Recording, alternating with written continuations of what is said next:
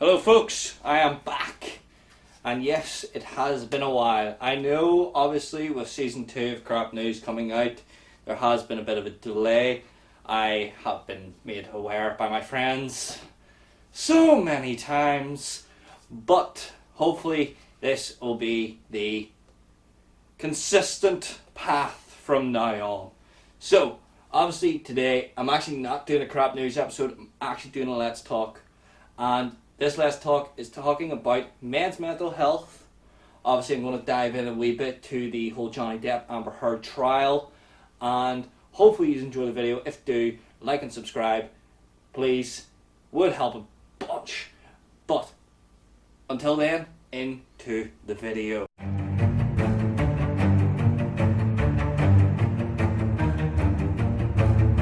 So, I want to talk a wee bit about the whole Johnny Depp thing after I fix the camera. There, sorted. Now, obviously, the whole Johnny Depp trial and Amber Heard trial is still going on at the minute. It has been a bit of a, I want to say a crap show, because Johnny Depp looks like he's just ransacking this at the minute. Like, it looks like he's just calling Amber out on a load of things, and he's proven that what she's saying is lies, and it's funny, because the man has been memed over. There's been TikTok videos, YouTube videos, Facebook, Instagram, so on and so forth, all over the internet right now of him destroying their lawyers, or well, her lawyer. And it is, in a way, funny, but I think a lot of people are looking at it from the comical aspect rather than the actual real aspect that comes with it, which is the mental health part of it all. Now, obviously we're talking about a top tier actor who is in the spotlight and all that there, so their mental health is going to be completely different to the likes of myself and people, like normal standard people, you know? So I'm not going to delve too much into that, but you obviously see what Amber has done by doing these, saying all these lies and doing what she's done to sort of impact him in a very negative way, and it has opened my eyes up to the way that mental health in men can be relationship linked. So that's what we're going to talk about today, is men and obviously their own mental health, because in 2009, 10 years later in 2019, there had been a 37% increase in the amount of men with mental health problems. That is fucking insane, because this is all based around one thing: the fact that men feel like they have to be manly, and talking about their feelings is just not an option, which is not fucking true, because men should be able to express, especially their own feelings, especially if it's mental health linked, because we know from the past and from very recent that a lot of men take their own lives due to mental health problems. That's because they can't talk about it, and they're choosing not to talk about it.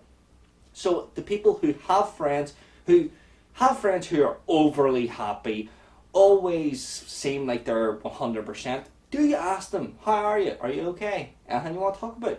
It's not that hard. Now, I'm not calling people out saying you aren't doing enough, because that's not true. A lot of men, and women too, can fake it. They can fake happiness. It's not that hard. I'm an actor, well, was, and I used to do it all the time. My high school years weren't great. My primary school years, again, not fucking great. But I acted, and I done performing arts in high school, and it helped me to sort of fake it. Fake being happy. It's not that hard to do that there, and it is very convincing. It is very convincing. Sometimes it does show, sometimes it doesn't. And most of the time whenever it shows, you're not around anybody to let them see it. So, personally, you gotta do what's best for you here. Now, I'm talking to the people who obviously have mental health problems. They are the ones who need to talk. And there is organisations out there that people can talk to anonymously or unanonymously. But it's so hard for a man to come forward and talk, because we're drilled into our heads that we have to man up and we have to not act like a little girl. Like, that's kind of things that men are told when they're younger. Oh, I fell, I'm crying, my knee's bleeding. Man up, it's alright, you'll be fine, it's only a scratch, all this crap. But whenever it comes to the likes of a domestic abuse or a breakup, we're just told, move on, get over it. She's a cunt, he's a cunt. Like, that's what we're told. And yes, I know I dropped the C-bomb. Sorry to anyone who is going to take that offensively, but I don't care. Because as Russell Hart said, this is freedom of speech. So, as I was saying, all I would say, personally from me, is that it is quite difficult for men to come forward and talk about their feelings. Whether it is to family or whether it is to friends. Because you could be going through a very bad relationship where it is a domestic violence case. I've never been in one of those there. I don't know what that kind of mental health aspect is for a man. Especially a man, because like it's very... I'm not going to say it's rare, because as we've now seen, it's not rare. It's very common. But for relationship wise, I can help a lot. Because mental health, whenever it comes to a breakup, is completely different. It is like, whenever a girl breaks up with a guy, it's... the guy will continue to fight. That's the way we all are. We have this element in us where we will fight for what we want. Now, yes, we know guys cheat on girls and girls cheat on guys and so on and so forth. But it is more now that whenever it does happen, it has very negative effects. And it does lead to very drastic things, and very tragic things as well. Because we all know people who have tragically taken their own lives due to having mental health problems, whether it is because of a breakup, domestic abuse, or it could be anything. It could be anything, especially your sexual orientation as well. I am going to delve into this one a tiny bit, but I will be doing a separate video on this here one, because we have the World Cup coming up, and it's in a country where it's the death penalty if you're gay. That's insane. That is mental. The fact that we already had a World Cup in Russia, where they're homophobic as fuck, where I think it was on YouTube and on Instagram, two men walking around Russia holding hands. They weren't even in a relationship. They weren't even together. They were just best mates. And they were holding hands, walking around Russia, getting spat on, pushed apart, punched, so on and so forth, because they're homophobic. And it is so tragic to see that, because that can lead to bad mental health in those two men. Thankfully, nothing bad happened to them, but the fact that they were physically assaulted because of this, because of who they are, who they were acting to be, because they were just doing a social experiment, proves one thing: there are so many bigots out there, so many, and it is so tragic that there is, because most young people don't give a shit. Most young people don't give a crap what sexual orientation you are. Straight, gay, bi, whatever. It doesn't matter. Because if you're a happy person, you're a happy person. Be all end all. That's all that matters. But whenever your mental health hits the bottom of the barrel, because people are bigots, that's whenever you draw the line. You go, right, shit needs to change here. And the fact that FIFA have managed to allow the World Cup to be in a country where people who are gay do support football, they're not fucking monsters. They do like football. I know a bunch that do. But they're not going to go to a country where it's death to watch a football match. Fuck that. That's a bit insane. I wouldn't do that. It's a bit mental. But we know this. The last gay footballer that came out ended up taking his own life. Imagine if he had went to the World Cup. You wouldn't have had to worry about that there. They would have done it for you. That's fucking insane in my eyes. But again, this is where the mental health aspect comes into it. You cannot be happy whenever your mental health is at the bottom of the barrel. I know friends that are guys and girls that both went through relationship issues, relationship problems where they've been cheated on, lied to, manipulated, all of that there. I've been through it myself.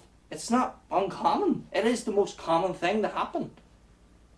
But for people who get into a relationship and then it's a short period relationship and then it ends and then this person moves on, so the other person moves on so quickly, but the guy or girl is still wanting to fight, that is a good thing and a bad thing, because it can affect your mental health in a negative way as well, because obviously you're fighting a losing battle. In other people's eyes you are anyway, but in your own mind you could be fighting the good fight. You're fighting for a reason, you're fighting for a purpose. And that's a good thing as well, because it means that your mental health isn't going to deteriorate. But whenever you start getting lied to by that said person, that person starts telling you things that isn't true and lies directly to your face, it is going to affect your mental health negatively, because you're putting yourself through what insanity is, doing the same thing over and over again and expecting a different result, but there is no different result. It's the same thing over and over again. You're just going to keep getting hurt. And it does affect mental health, especially in guys, because guys, I don't know about girls, because obviously not a girl, but for guys, we have this tendency to keep fighting. We fight for what we want. We do things because that's what we want to do. Sometimes for the good reasons, sometimes for bad reasons. I'm talking about the good reasons though, because the bad reasons can all fuck off. But the good reasons is that you want to be happy. You want to go fight for something, go for it. But don't let your mental health be the thing that drags you down in the process, because it's not going to be good for you. Personally, it's not. It's just not worth it. But for every man watching, keep the head up, keep the fire lit, and keep moving forward. And for all the girls that as well who do have mental health issues as well, keep going, keep fighting, keep that fire lit, and move the fuck on, because you can. Strength comes from within, not from the exterior, from within. So that's my thing for all yous today watching. Check in on your friends. Make sure everyone's okay. Give them a text. Hey, how are you? You all good? Want to go for a coffee? Or a cup of tea? But no, people don't do that there. But you should. Just a wee bit of advice for anyone watching who thinks, don't know what it is, he's actually talking a bit of sense. Because I am. But on that note, I'm going to call it there today, folks. It has been great doing this. And I really enjoyed doing this video. I really enjoyed getting a lot of aspects of talking about all this to get it all out there, because it needed to be talked about, because it's something that doesn't get talked about a lot. People wait till November and you're sitting there going, fuck off, this thing needs to be talked about daily. Mental health is a daily problem, not a fucking monthly, yearly. We have to talk about it, because if we don't, something tragic could happen. I don't want to lose anybody I care about. You don't want to lose anybody you care about. So, I'll leave with one more quote. 1, 2, and 3. 3 choices. Which one you picking? Number 1, because there's only one you. Peace. Wrong way.